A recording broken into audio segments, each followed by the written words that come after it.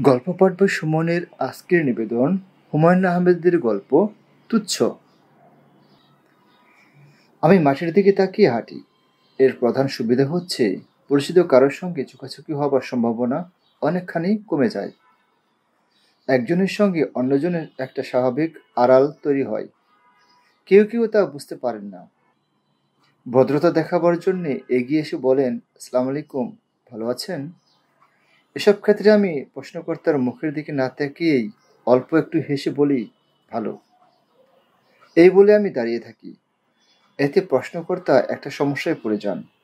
আমাকে কি বলবেন ভেবে পান না।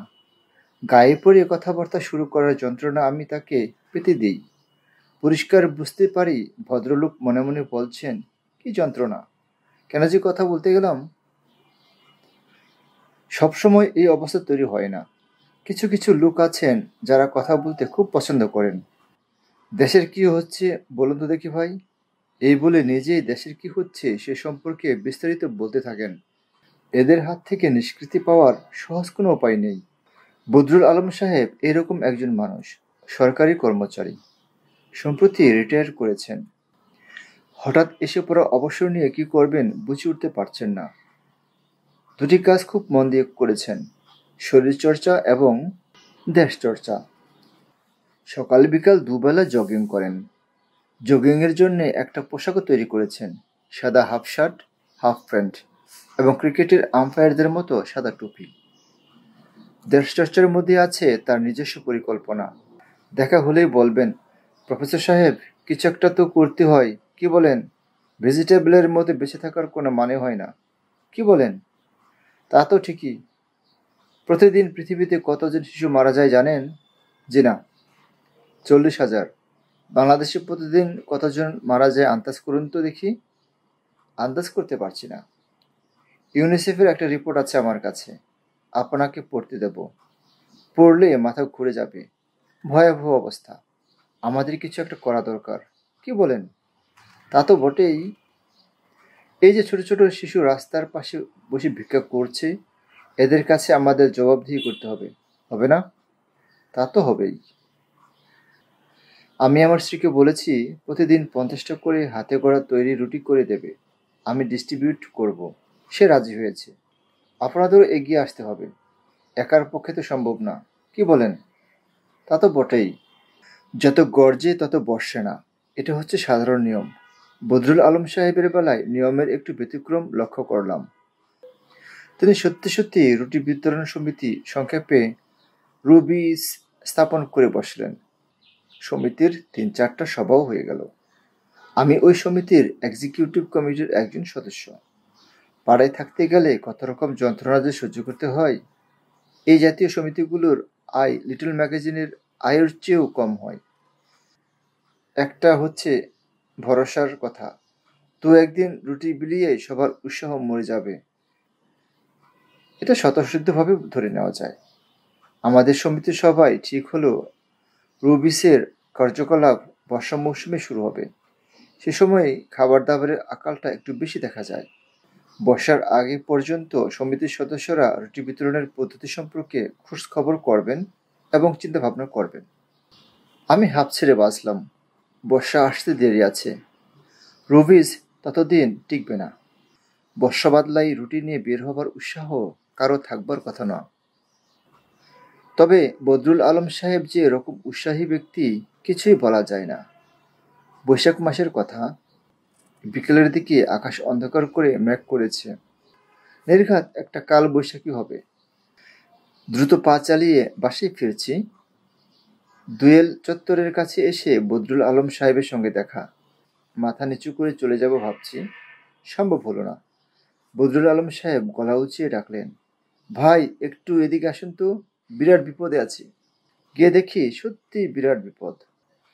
4জন শিশুর একটা দলের মধ্যে তিনি নার্ভাস ভঙ্গিতে দাঁড়িয়ে আছেন। দলটির সঙ্গে বিছানা, একটা পাটি এবং হাঁড়ি কুড়ি দেখে বোঝা যাচ্ছে এরা গ্রাম ত্যাগ করে সদ্য শহরে এসে পৌঁছেছে। চারিদিকে কাণ্ডকারখানা দেখে ভয়ানক হকচকিয়ে গেছে। সবচেয়ে ছোটটি 3-4 বছরের মেয়ে, সে ক্রমাগত ফ্রকের হাতায় চোখ মুছছে। সবচেয়ে বড়টিও মেয়ে, 12-13 বছর হবে। এও কাঁদছে। মাঝের দুটি ছেলে, এরা কাঁদছে না। আমি হাসি মুখে বললাম, আলম সাহেব, আপনি মনে হচ্ছে আপনার রুটি বিতরণের সাবজেক্ট পেয়ে গেছেন। তিনি বিরক্ত মুখে বললেন, আরে ভাই, হাসবেন না, বিরাট ঝামেলা। আপনি এসেছেন ভালো হয়েছে। এদের সমস্যাটা একটু মন দিয়ে শুনুন, কোনো সলিউশন বের করা যায় কিনা দেখুন। আমি একটা সেকেন্ডও থাকতে পারছি না, জরুরি একটা অ্যাপয়েন্টমেন্ট, অলরেডি আধা ঘন্টা লেট। আকাশের অবস্থা দেখতেই পাচ্ছেন, কালবৈশাখী শুরু হয়ে যাবে। তিনি আমাকে দ্বিতীয় কথা বলবার সুযোগ দিলেন না। অতি দ্রুত রাস্তার ওপাশে তার মরিস মাইনরের দিকে ছুটে গেলেন। বাচ্চাগুলির সমস্যা তেমন বিচিত্র কিছু না, বরং বলা চলে খুবই সাধারণ সমস্যা। এদের বাড়ি ময়মনসিংহে ত্রিশালে। মা নেই, বাবার সঙ্গে থাকতো। সে বাবা একদিন কাউকে না বলে উধাও, কোনো খোঁজ নেই। বাচ্চাগুলি বুদ্ধি করে চলে গেল নবীনগর, তাদের মামার বাড়ি। সে মামা বর্তমানে তাদের ঢাকায় নিয়ে এসেছে। মামা নাকি খোঁজ পেয়েছে এদের বাবা থাকে ঢাকা শহরে। পাকা সংবাদ। মামা বড় মেয়েটির হাতে একটা 10 টাকার নোট ধরিয়ে দিয়ে বলেছে অপেক্ষা করতে, সে কিছুক্ষণের মধ্যেই চলে আসবে।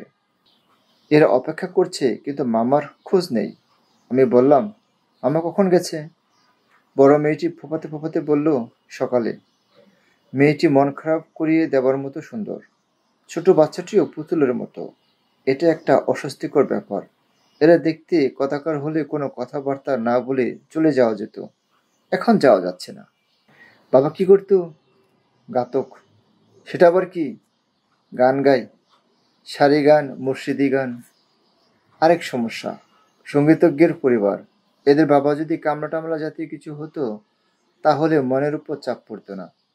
বাচ্চাগুলি এখনও বুঝতে পারছে না মামা নামক মানুষটি এদের ফেলে পালিয়েছে, এখনও আশা করে আছে। আমি বললাম, তোমরা খেয়েছো কিছু? বড় মেয়েটি ফোঁপাতে ফোঁপাতে বলল, 3 টাকার বাদাম কিনে সবাই মিলে খেয়েছে, হাতে এখনো 7 টাকা আছে। আমি পকেট থেকে 10 টাকা বের করে বললাম, নাও রাখো। বড় মেয়েটি অবাক হয়ে তাকিয়ে রইল। ভিক্ষা নিয়ে তার হয়তো অভ্যাস নেই। বিপদের উপর বিপদ। ছেলে দুটিও কাঁদতে শুরু করেছে। বড় মেয়েটি একজনকে কোলে তুলে নিয়েছে, অন্য ছেলেটি বোনের ফ্রক ধরে আছে। খুবই অস্বস্তিকর অবস্থা। আমি শুকনো গলায় কিছু কথাবার্তা বলবার চেষ্টা করলাম, যেমন নাম কি, স্কুলে পড়ে কিনা, তারাও কি বাবার মতো গান জানে কিনা, এইসব। কোনো আলাপই বেশি দূর আগায় না। এরা হাঁ করে চেয়ে থাকে এবং ক্রমাগতই চোখ মুছে। ছোট বাচ্চাটি কেঁদেই অস্থির। একবার ইচ্ছে হলো মাথায় হাত বুলিয়ে একটু আদর করি।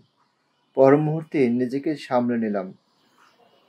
বাড়তি আদর দেখানো মানে নিজের ঘাড়ে ঝামেলা টেনে আনা। আকাশের অবস্থাও দ্রুত খারাপ হচ্ছে। হঠাৎ ঝড় বৃষ্টি শুরু হলে দৌড়ে আশ্রয় নেবার জায়গা নেই। কি এক মহা যন্ত্রণায় পড়ে গেল। আমি অত্যন্ত ঠান্ডা মাথায় অপেক্ষা করতে লাগলাম। যদি কোনো ভদ্রলোক এই রাস্তায় আসে, তাকে বলবো, আমার একটা অত্যন্ত জরুরি কাজ আছে, আমি থাকতে পারছি না, একজন ডাক্তারের সঙ্গে অ্যাপয়েন্টমেন্ট। সত্যি সত্যি একজনকে আসতে দেখা গেল, মাঝবয়সী এক ভদ্রলোক। ঝড় আসছে দেখে ছুটে যাচ্ছেন। আমাদের কাছে এসে থমকে দাঁড়িয়ে বললেন, কি হয়েছে? আমি করুণ গলায় বললাম, ওদের একটা সমস্যা হয়েছে, একটু কাইন্ডলি শুনুন। এই, তোমরা ওনাকে বলো তো ব্যাপারটা কি। আমি আর দাঁড়ালাম না, লম্বা পা ফেলতে শুরু করলাম। বড় মেয়েটি খুবই অবাক হয়ে আমার দিকে তাকিয়ে আছে। এতে অবাক হওয়ার কি আছে, কে জানে, মানুষের কাজ থাকবে না। বদরুল আলম সাহেবের সঙ্গে পরদিন দেখা, বাজার করে ফিরছেন। আমাকে দেখে হাসি মুখে বললেন, কি ভালো? আমি হাসি মুখে বললাম, জি ভালো। ইলিশ মাছ আজ খুব সস্তা যাচ্ছে। 50 টাকায় যে জিনিস এনেছি, অন্যদিন তার দাম পড়তো 100 টাকা। এই দেখেন সাইজ। তিনি ইলিশ মাছ বের করে দেখালেন, বিশাল সাইজ। সিঁড়ি দিয়ে উঠতে উঠতে বদরুল আলম সাহেব বললেন, রবিশের কাজকর্ম তো শুরু করা উচিত, বর্ষা তো এসে গেল, তাই না? হ্যাঁ তাই, এবার বর্ষা আগে ভাগে নামবে। এবছরেও ফ্লাড হলে তো সর্বনাশ, ফ্লাডের ব্যাপারটাও কনসিডারেশনে রাখতে হবে। আর কোনো কথা হলো না। তিনি এই বাচ্চাগুলোর কথা কিছুই জিজ্ঞেস করলেন না, আমিও কিছু বললাম না, যেন ওই জাতীয় কোনো ঘটনা আমাদের জীবনে ঘটেনি, আর ঘটলেও সেটা খুবই তুচ্ছ ব্যাপার। তুচ্ছ কিছু নিয়ে মাথা ঘামাবার সময় কোথায় আমাদের? বন্ধুরা, শুনছিলেন হুমায়ুন আহমেদের গল্প তুচ্ছ। আমাদের গল্প পাঠ ভালো লাগলে দয়া করে কমেন্ট করার অনুরোধ করছি। ভালো থাকবেন, ভালো রাখবেন। বিদায়।